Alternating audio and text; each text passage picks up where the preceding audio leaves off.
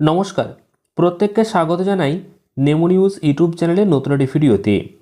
এবার 3 দিনের ছুটি ঘোষণা হয়ে গেল। খুবই গুরুত্বপূর্ণ বিষয় নিয়ে একটি তথ্য সামনে এসেছে, যেখানে বলা হয়েছে যে এবার 3 দিনের ছুটি থাকবে।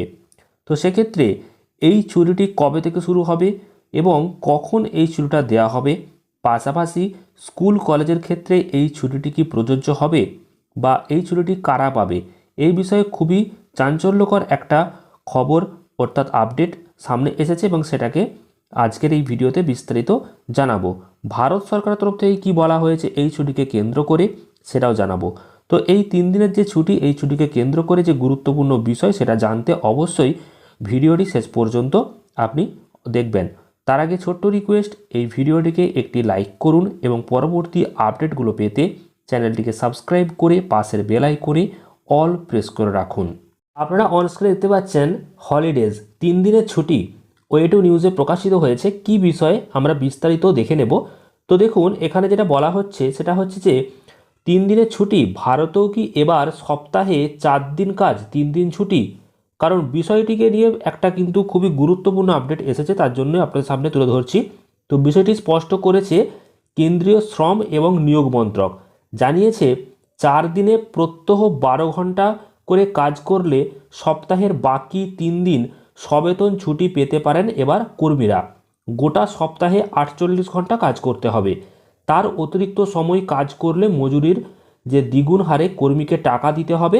তবে শ্রমবিধি অনুসারে সপ্তাহে 4 দিন কাজ 3 দিন ছুটি এটা কিন্তু বাধ্যতামূলক নয়। কেন এটা এসেছে? কারণ বাইরের দেশেতে কিন্তু এমনই কিছু আপডেট আসছে যেখানে কিন্তু এবার সপ্তাহে 7 দিনের বদলে 4 দিন কাজ করতে পারবে এবং 3 দিনের ছুটি পাবে।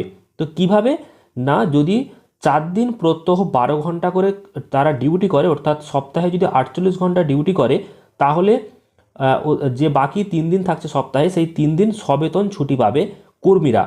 আর অতিরিক্ত যদি কাজ করে তাহলে মজুরি কিন্তু একদম দ্বিগুণ পাবে কর্মীরা। এটা কিন্তু অনেক জায়গাতে হয়েছে। আর এই শ্রমবিধি অনুসারে এমনই একটা আপডেট এসেছে।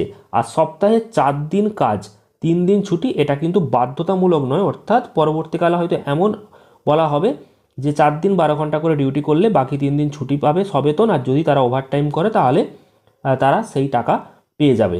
তো এমনই বিষয়টি এসেছে এবং কেন্দ্রীয় শ্রম এবং নিয়োগ মন্ত্রকের তরফ থেকেই এমন একটা খবর সামনে এসেছে এবং এটা ওয়ে2 নিউজে প্রকাশিত হয়েছে, আর সেটাই আপনাদের সামনে তুলে ধরেছি। তো অবশ্যই ভিডিওটি কেমন লেগেছে কমেন্টে জানাবেন, আর ভিডিওটি প্রচুর পরিমাণ লাইক এবং শেয়ার করবেন, চ্যানেলটিকে সাবস্ক্রাইব করে রাখবেন।